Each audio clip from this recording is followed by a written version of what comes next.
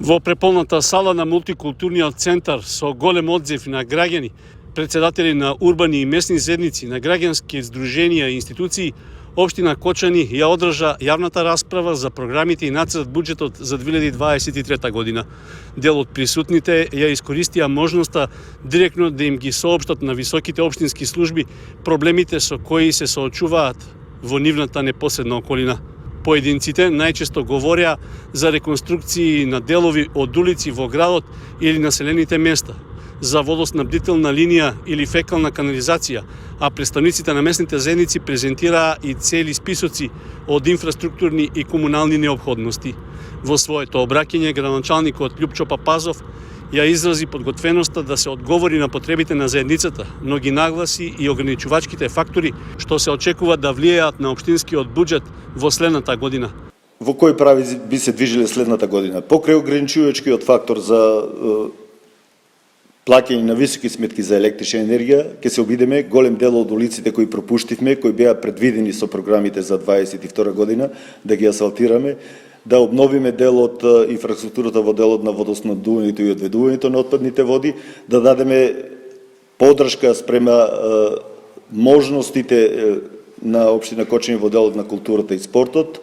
Да ви кажам дека во делот на опремувањето на овој објект во кој се наоѓаме вечерва е добиен грант од страна на Бирото за рамномерен регионален развој од програмата за урбани објекти и ќе следи опремување во делот на загревањето и ладењето на истиот објект и покрај тоа што ќе се ограничиме на трошење на средства за непродуктивни расходи, ќе се обидеме да го доведеме во пристојна состојба, да ги опремиме канцелариите во кои ќе има можност и младите, и Советот, и останатите невладени организации да го дадат својот принос во работата на општинската администрација.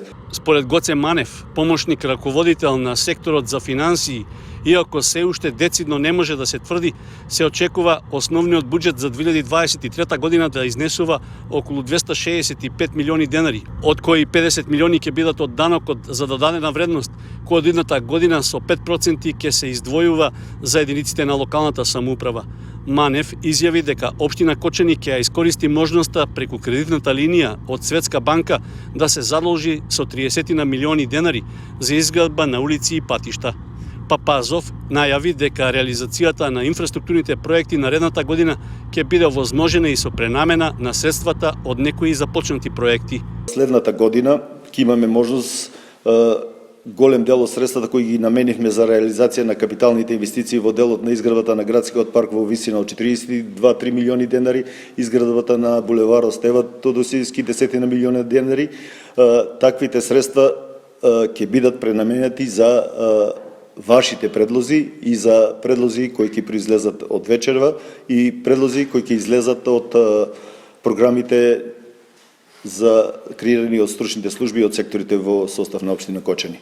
Рокот за писмено поднесување на предлозите за инфраструктурни проекти е истечен, а од спортот, културата, социјалата и другите сфери со надлежност на општината трае до 20 ноември. По 14-ти пат од возобновувањето, во Виница беше отворен фестивалот на хумор и сатира In Vinica Veritas. Тоа е добра можност за виничани, но и жителите од регионот да се забавуваат со програмските содржини и гостувањето на театарски групи и актери. Домаќин и организатор е Домот на културата Тошо Арсов од Виница, каде се одвиваат сите настани. Фестивалот вообичаено започна со отворањето на меѓународната изложба на карикатури, на која годинава се пријавиле рекорден број автори од 44 земји во светот. Годинава тие создаваа карикатури на тема «Жената глава на семејството».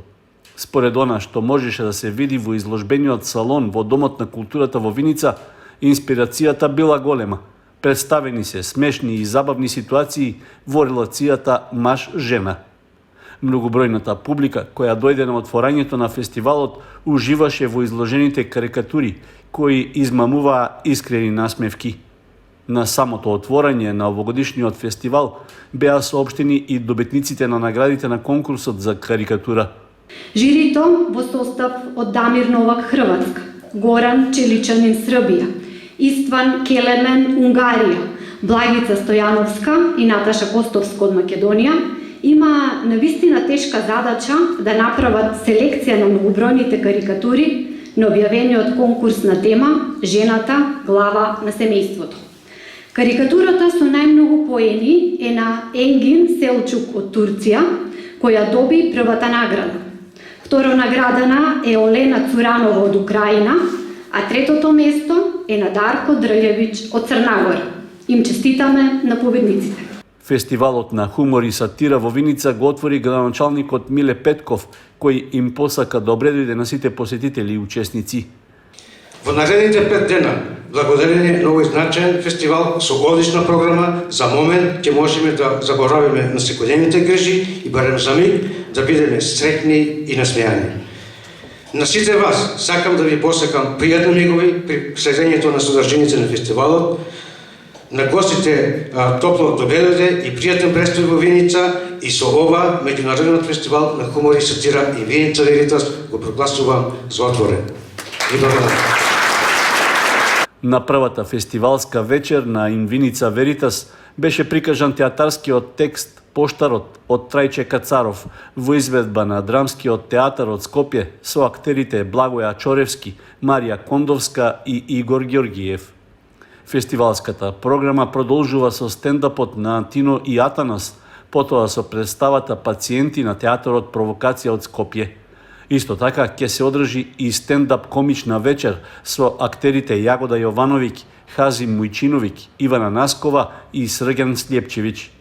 На затворањето на фестивалот ќе се одржи вечерта на македонски афоризми.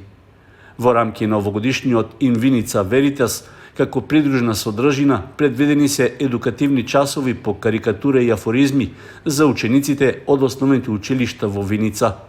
Фестивалот Виница Веритас годинава се реализира со финансиски средства од Министерството за култура и со покровителство од Општина Виница.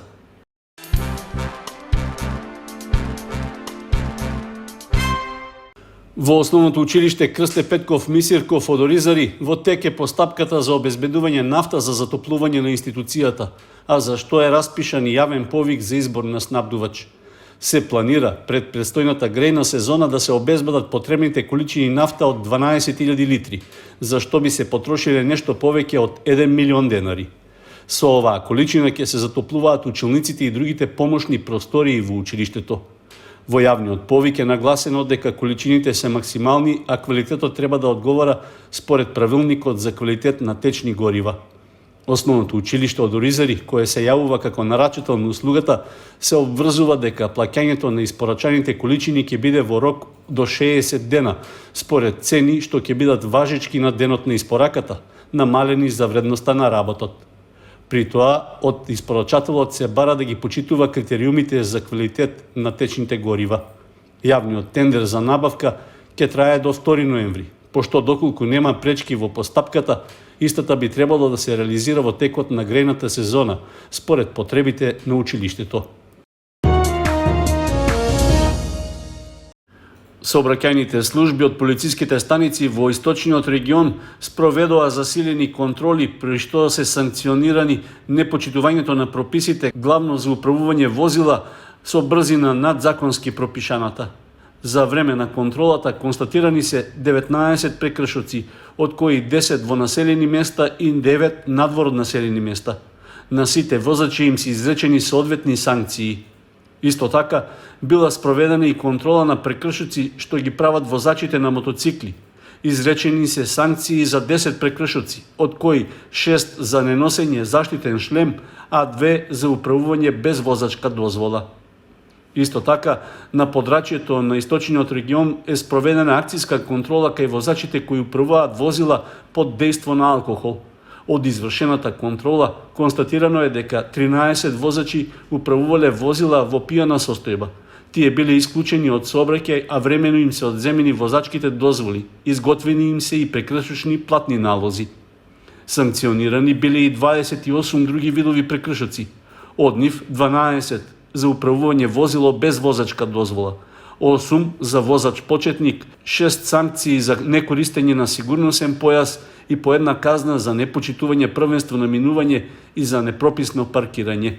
Од секторот за внатрешни работи информираат дека засилените акциски контроли ќе продолжат и во наредните денови, поради што е упатен апел до сите учесници во сообраќајот да ги почитуваат сообраќајните правила и прописи и да придонесат за побезбедни патишта.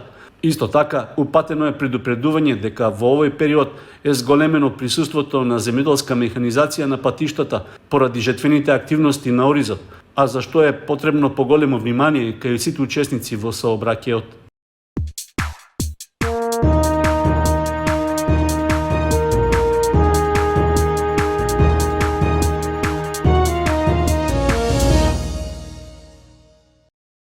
Се одиграа надпреварите во рамки на второто и третото коло во првенството на Супер пинг-понгарската лига, во која екипата на Кочани имаше 2 пораза. Во спортскиот комплекс Борис Трајковски во Скопје, кој беше домаќин на пинг-понгарските екипи, кочанскиот тим доживеа пораз од 4:1 од екипата на Берово.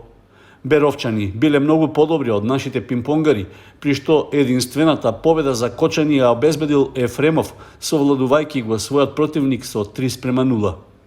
Во третото коло пак, нашиот тим се сретнал со минатогодишниот шампион Младост 96 од Прилеп и загубил со идентичен резултат од 4:1.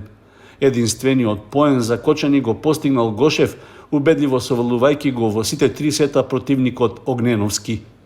Првенството во Супер пинг-понгарската лига се игра според турнирски принцип со одигрување на по 2 кола. Во следното, четврто и петто коло, екипата на Кочани ќе се сретне со тимовите на Младост и шампион ФА од Штип.